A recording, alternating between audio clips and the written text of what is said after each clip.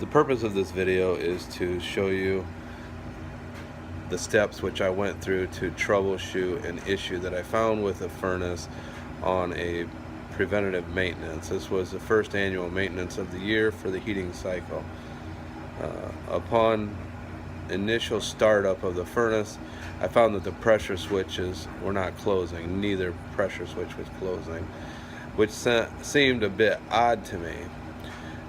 So the first thing I did was I began to test the draft motor in order to determine whether or not the draft motor was working properly. Now, my pressure switches both take 0.37 positive inches of water column in order to a vacuum in order to close the pressure switch. And let me show you what my meter is currently showing.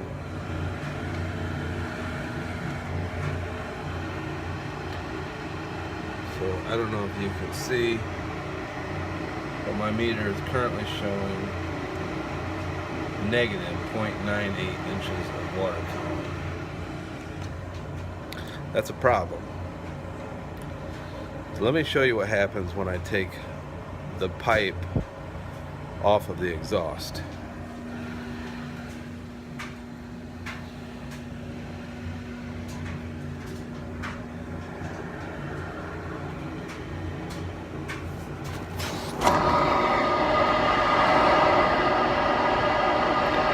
Okay, with the pipe off the exhaust,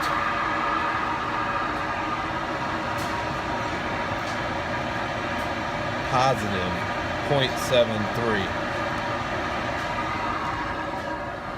That's a pretty big swing. So what does that tell me? That tells me we have one of two things going on. Actually, it tells me only one thing. It tells me one thing. It tells me we likely have a plugged exhaust pipe. Maybe a mouse or a bird or a wasp nest. Something got in there over the summer and decided that was going to be home. So we're going to figure out what the problem is and get back to you. All right, we have determined our problem, haven't we? That would definitely be a reason not to get any airflow from our exhaust. So let's get this plastic off of here. I can't believe that was so loose on there. Wow. The bag certainly wasn't loose.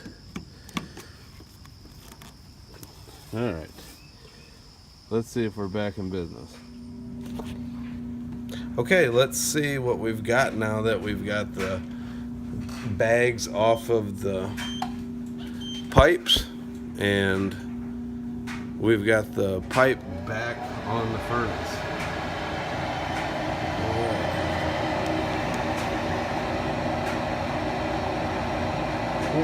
0.37. Which is still a little low. That gives me a little concern that this thing won't close. But maybe my hose isn't on there all the way.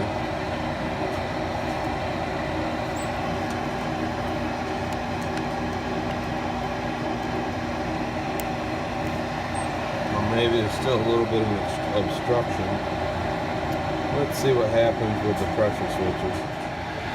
Okay, so I've got my pressure switch not in the proper spot. I just pulled it out where it'd be easier to test it.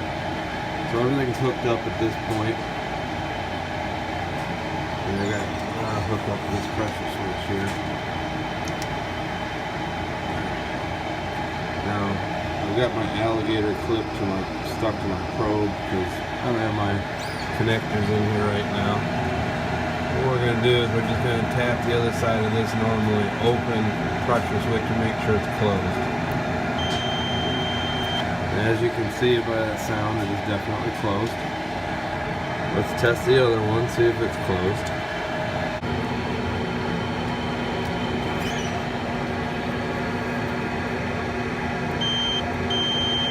And it's closed as well.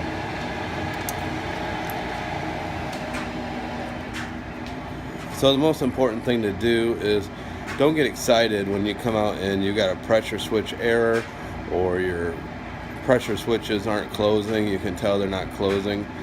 Don't get excited and condemn the pressure switch. 9 times out of 10, the pressure switch is doing what it's designed to do, and that's tell the furnace that it is not safe to start the fire. We don't want smoke, we don't want exhaust to get into the house, and if for whatever reason the inducer motor's not working properly, which in this case it was because we had plastic bags over the exhaust pipe, we do want that pressure switch to shut it down. So that's it for today, and thank you for watching.